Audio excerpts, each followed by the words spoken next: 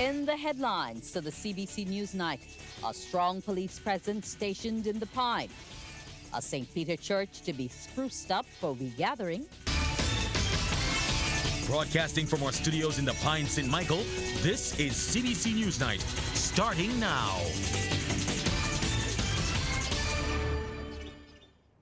Good evening and welcome to the CBC NewsNight. With the details, I'm Wendy Burke.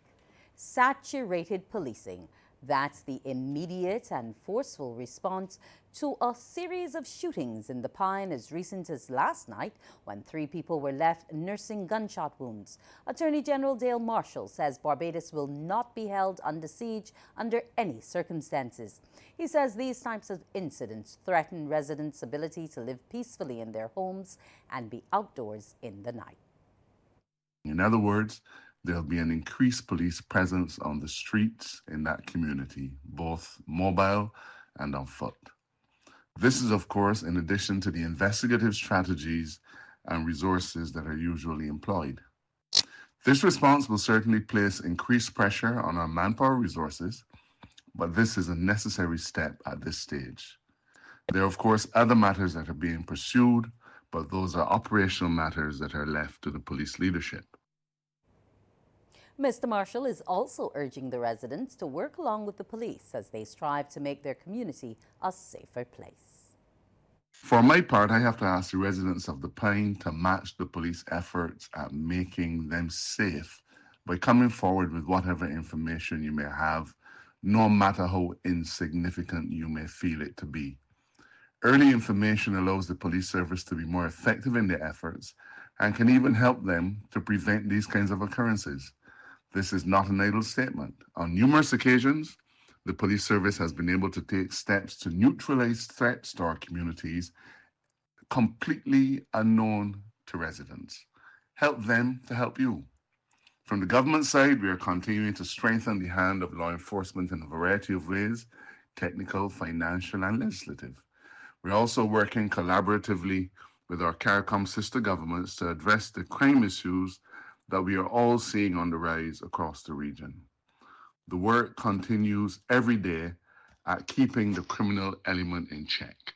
And I can never speak about the crime situation without praising the men and women of the police service who put their lives and well-being at risk constantly to keep us all safe. And residents of the Pine have given the thumbs up to a heightened police presence in the area, as announced by Attorney General Dale Marshall. It comes in the aftermath of a number of shootings there in recent days. Some of them spoke to Trevor Thorpe about their experiences.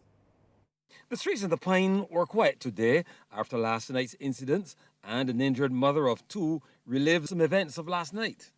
She tells CBC News she was awakened by the sound of gunfire and recalled the events as they unfolded. I hear my daughter, when she just said, Mommy, bullets, gunshots.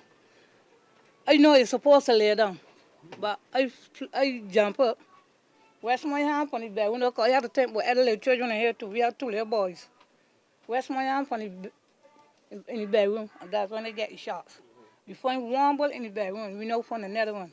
Ronald Green, who has lived in the Pine for more than 60 years, was vocal in his condemnation of last night's events and says he fears for his life. We need a few good people in the Pine to stand up and tell the evil it wrong. We need a few good mothers, a few good fathers to stand up in the Pine. We have people that tell our children what they're doing is right. Today, Big Mike taking a chance talking to one. I fear for my life. He welcomes the police outpost and the increased police presence. When they put a good station, 4 people can't protect the Pine. 4 police can't protect the Pine. Barbara Hunt, who runs business in the Pine, is concerned about the future. The future ain't looking good. If they don't do something, the future is not looking good. And I live in it, and I could tell you.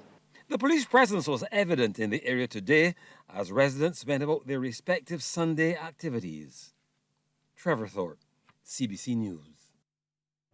And police are currently carrying out operations in the city. CBC News understands this stemmed from someone opening fire on a uniformed officer on foot patrol along Mason Hall Street near the law courts. It is unclear if the officer was injured. Sources say a chase of the vehicle ensued and searches were done in the areas of Reed Street and other city areas. There has been no information from the police thus far on the operation. However, there's heavy police presence in the city. Barbados' Prime Minister and CARICOM Chair Mia Motley wants the Caribbean, after formulating a strategy to tackle the escalating challenges of crime and violence in the region, to work on implementing the George Bridge Declaration this year. The landmark document was unveiled during the second regional symposium of Violence as a Public Health Issue, the Crime Challenge, hosted by Barbados in Guyana. Ms. Motley, in a sit-down interview in Paramaribo, says the declaration is anchored on the working definition of crime and violence as a public health issue.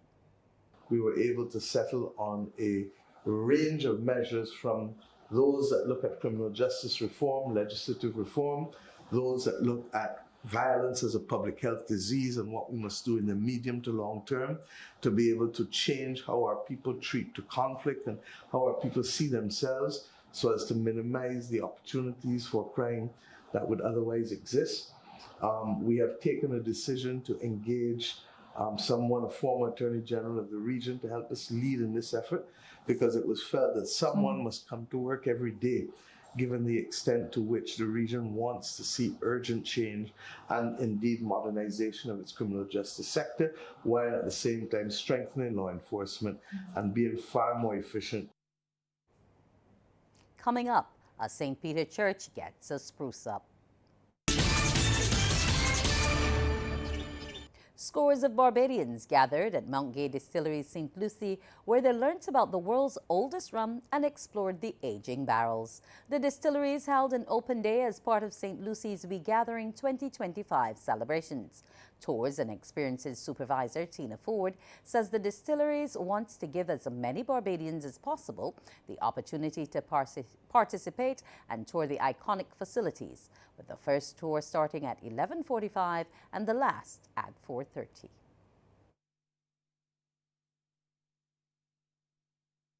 I love welcoming Bajans to Mount Gay. It is always an amazing thing to share what we have, because we don't always know what we have at home. So this is a perfect opportunity to educate people about the product, the history. In preparation for the February leg of the Gathering, a local paint company has given product to a St. Peter-based church to spruce up. Burja Paint, the St. Peter Parish Organizing Committee, and members of the We Gathering Secretariat were at St. Philip the Less Church for the presentation.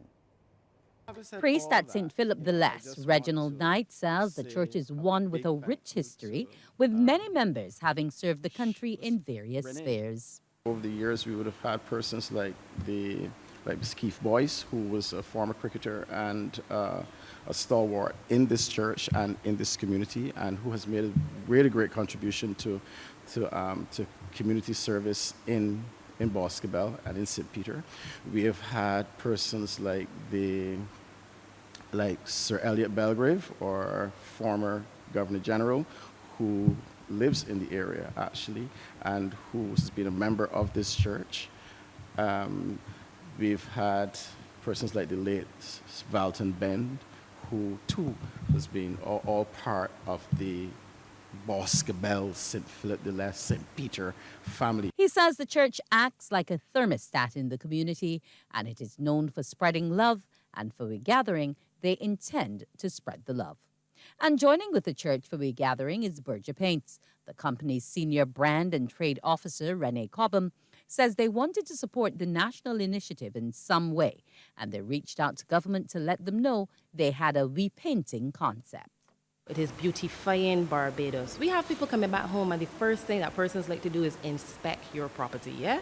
So we wanted to be there to create long-lasting memories. Yes, we do stand by our name for lasting beauty and protection, and what better way than to do this here now with our repainting campaign during the We Gathering initiative. And while this is just the start of the donation process and a start of what is required here at the St. Philip the Less Church, we are going to make our way across the island First is the church. It's going to be a mural in St. Peter. There's also going to be a mural in St. Philip as well. Public Relations Officer for the St. Peter Parish Organizing Committee, Shakeem Howell, lays out what they intend to do. So under the theme Celebrating Our Heritage, Home and Hope, we're coming here on the 2nd of February to start off with our Gathering church service. Now the reason why St. Philip de Leste was selected is that this year in March on the 23rd, they'll be commemorating 165 years. And it's not just any random selection, but as you know, during the month of February, we do have the celebration of the amalgamation week at Courage and Parry, which is named after Bishop Courage and Parry, who are the first and second bishops of Barbados. And Bishop Thomas Parry consecrated this church all those years ago. Work has already started on the sprucing up of the St. Philip de Leste Church. Roadworks are progressing to remedy challenges at Prior Park Road in St. James as officials move to tackle the issue of flooding. Deputy Prime Minister and Minister of Transport and Works, Santia Bradshaw, saw firsthand the work as she visited the area. Work got underway in September of last year after several months of replacing water mains there. Ms. Bradshaw revealed the project, which was funded by the Latin American Development Bank, saw the placement of curbs and sidewalks along Prior Park Road. Fortunately, most of that work has now been completed. A number of wells have actually gone into the area to upgrade the issues of the flooding that has been experienced by residents over the years. And today we are, for the first time, being able to pave the area, starting from the stretch by Redmond's Village and making our way towards the roundabout in Prior Park. There are some additional works that will be done in the actual roundabout over the course of the next couple of weeks, and they will continue along the westerly side of Prior Park to be able to complete the paving along that section.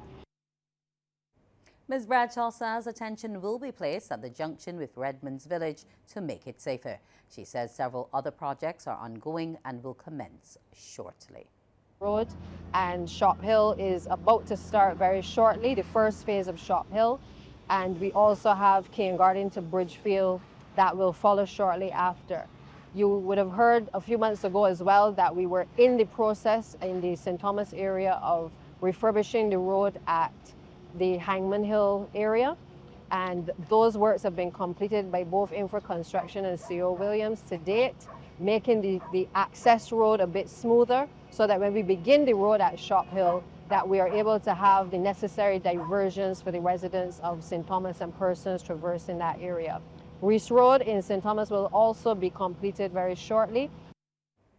Spiritual morsels are more important than political ones. This is according to opposition leader Ralph Thorne. He was speaking at the Wesleyan Holiness Church Messiah's House worship service today in St. John as the Democratic Labour Party remembered its former leader and ahead of the celebrations for Errol Barrow Day. We hold Errol Walton Barrow as representative of the flag. But the flag must always fly at a lower level than the cross.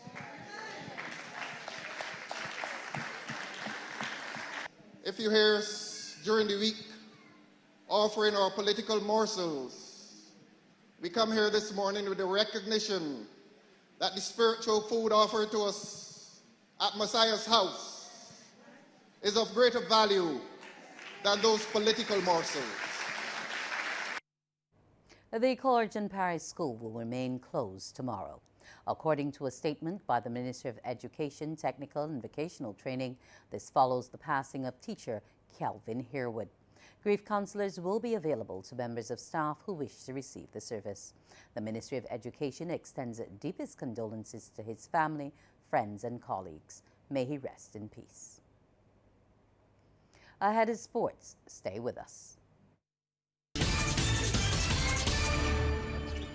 Sports time. Good evening. I'm Damien Best. Well, West Indies lost to Pakistan inside 3 days, going down by 127 runs in the first test in Multan this morning.